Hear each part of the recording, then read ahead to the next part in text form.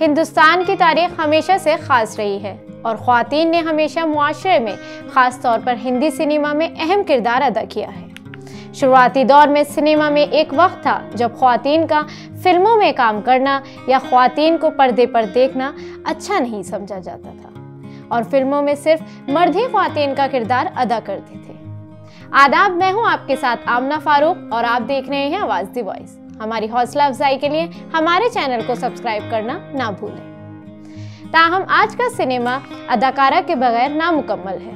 अरब औरत के बगैर कोई फिल्म का तसव्वुर भी नहीं किया जा सकता। आज ख्वातीन ना सिर्फ फिल्मों में किरदार अदा कर रही हैं बल्कि फिल्मों की हिदायतकारी भी कर रही हैं। लेकिन एक वक्त ऐसा आया जब एक खातून ने कदामत पसंदाना नजरियात को तोड़कर इस दुनिया में कदम रखा और सिनेमा इंडस्ट्री को एक नई जिहत दी। इन सब पाबंदियों को तोड़कर जो एक नाम सबसे पहले आया वो खातून थी फातिमा बेगम। आइए जानते हैं फातिमा बेगम के बारे में दिलचस्प हकाइक। फातिमा बेगम एक हिंदुस्तानी अदाकारा, हिदायतकार और स्क्रीन राइटर थीं। उन्हें अक्सर हिंदुस्तानी सिनेमा की पहली खातून फिल्म डायरेक्टर समझा जाता है। 4 साल के अंदर उन्होंने बहुत सी फिल्में लिखी, प्रोड्यूस की और डायरेक्ट की। उन्होंने अपना प्रोडक्शन हाउस फातिमा फिल्म्स शुरू किया जो बाद में विक्टोरिया फातिमा फिल्म्स बन गया। उन्होंने 1926 में अपनी पहली फिल्म बुलबुल परिस्तान की हिदायतकारी की। उनकी निजी जिंदगी के बारे में बात करें तो फातिमा बेगम हिंदुस्तान में एक उर्दू बोलने वाले मुसलमान घराने में पैदा हुई।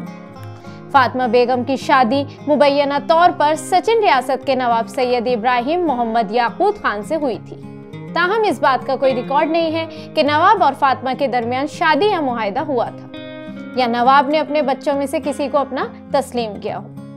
वो खामोश सुपरस्टार जुबैदा, सुल्ताना और शहजादी की वालिदा थी।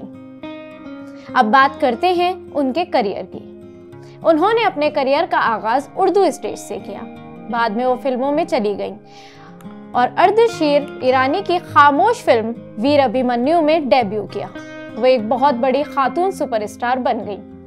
फातिमा बेगम की जिल्द अच्छी थी और वो गहरा मेकअप पहनती थी जो स्क्रीन पर ब्लैक एंड व्हाइट इमेजेस के मुताबिक होता था। 1926 में उन्होंने फातिमा फिल्म प्रोडक्शन हाउस कायम किया जो बाद में 1928 में विक्टोरिया फातिमा फिल्म्स के नाम से मशहूर हुआ। फातिमा बेगम अपनी 1926 में फिल्म बुलबुल परिस्तान के साथ हिंदुस्तानी सिनेमा की पहली खातून हिदायतकार बनी। अगरचे इस वक्त फिल्म की कोई मारूफ प्रिंट्स मौजूद नहीं है। फातिमा ने अपने काम में प्रोड्यूस करने और जाहिर करने का सिलसिला जारी रखते हुए 1938 में अपनी आखिरी फिल्म दुनिया क्या है तक कोहिनूर स्टूडियोज और अमरपाल स्टूडियोज के लिए काम किया। उन्होंने बहुत सी दूसरी फिल्मों की हिदायतकारी की। उनकी आखिरी फिल्म 1929 में किस्मत की देवी थी। फातिमा बेगम ने 100 साल पहले ये साबित कर दिया था कि इंसान के अंदर अगर कुछ कर गुजरने की चाहत हो तो वो अपनी जिंदगी को एक ऊंचाइयों पर पहुंचा सकता है। फातिमा बेगम बहुत से ख्वातीन के लिए रोल मॉडल है।